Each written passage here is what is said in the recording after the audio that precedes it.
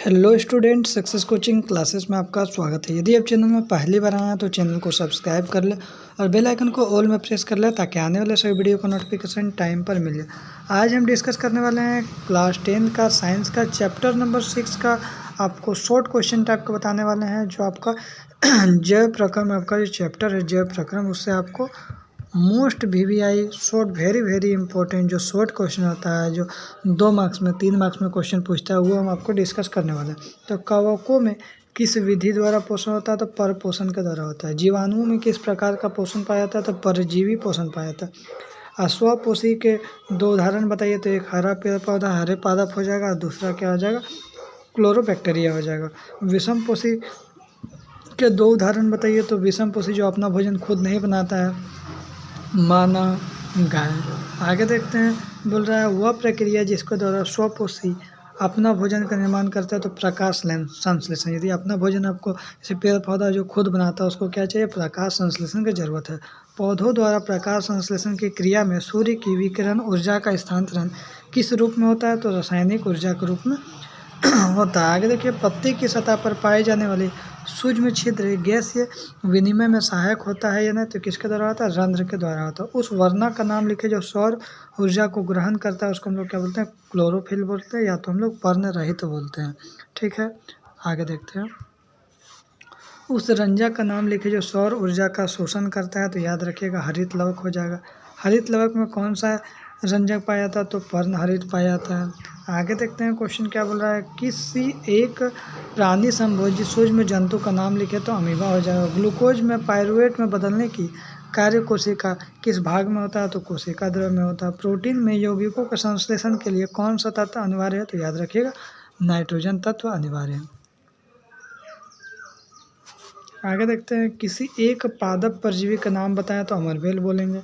किसी एक पादप मृतोपजीवी का नाम बताएं। तो म्यूकर बोलेंगे। आगे यहाँ पर बोलेंगे अमीबा में किस अंग में पाचन की क्रिया होती है? तो खाद्यान्नी में होती है। किस रोग कारक प्रजीव प्रोटोजोआ का नाम लिखे? तो एंट अमीबा बोलेंगे। आगे क्या बोल रहा है, किसी कीट भक्षी पादप का नाम लिखे। तो ड्रोसेरा या घटपजनी बोलेंगे। एक ऐसे जंतु का नाम लिखे जो प्रकाश संश्लेषण क्रिया द्वारा अपना भोजन बनाता है। तो युगलिना बोलेंगे। शरीर में पाए जाने वाले जैव उत्प्रेरक पदार्थों को क्या बोलते हैं? तो एंजाइम बोलते हैं। मनुष्य की लार ग्रंथियों में कौन सा एंजाइम पाया जाता है? तो टाइलिन या लार एमाइलेज पाया जाता है। आगे देखते हैं क्वेश्चन क्या बोला है। जो लार रस या लार में पाए जाने वाले एंजाइम का नाम लिखे। तो सलाइवरी एमाइलेज हो जाएगा। आगे देखते हैं क्वेश्चन क्या बोला। किसी टिड्डे के पाचन तंत्र के अंगों का नाम लिखिए। तो फोरगट, मिडगट और हिंडगट हो जाएगा। एक फॉस्फेट में ATP में अंतस्थ रहता है, जिसे टूटने में कितनी ऊर्जा मुक्त होती है? तो 30.5 जूल। दीर्घ रोम कहाँ पाए जाते हैं? तो याद रखिएगा क्षुद्रांत्र की भीतरी दीवार पर पाया जाता है। अब देखिए हम श्वसन के बाद बता रहे हैं। श्वसन से क्वेश्चन, किस तरह के श्वसन में अधिक ऊर्जा मुक्त होती है? तो ऑक्सी श्वसन में। जल का कौन सा भाग श्वसन से संबंधित गैसों का लेन देन में सम्मिलित होता है? तो मूल रोम होता है। आगे देखिए,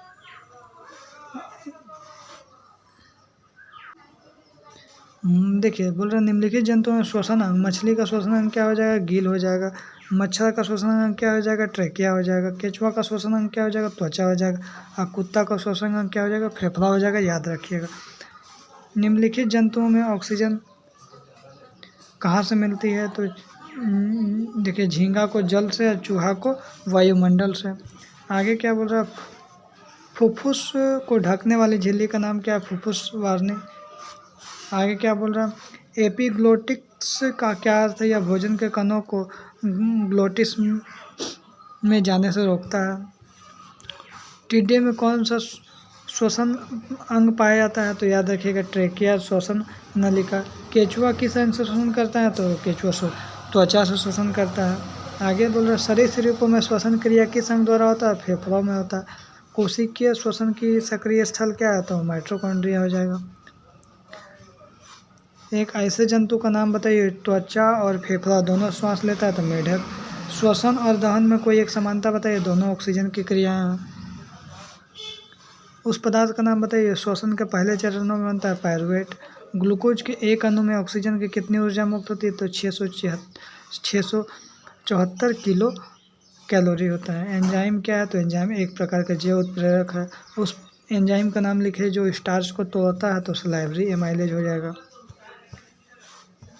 श्वसन का मध्यवर्ती पदार्थ क्या है? तो पायरुविक अम्ल है। पायरुवेट का निर्माण कहाँ होता है? तो कोशिका द्रव में होता है। पायरुवेट का विखंडन कहाँ होता है? माइटोकॉन्ड्रिया में होता है। एटीपी का पूरा नाम क्या है? एडिनोसिन ट्राइफॉस्फेट हो जाएगा। ग्लूकोज के ऑक्सीजन में एटीपी में कितना गुण बनते हैं? तो 38 एटीपी अणु बनते हैं।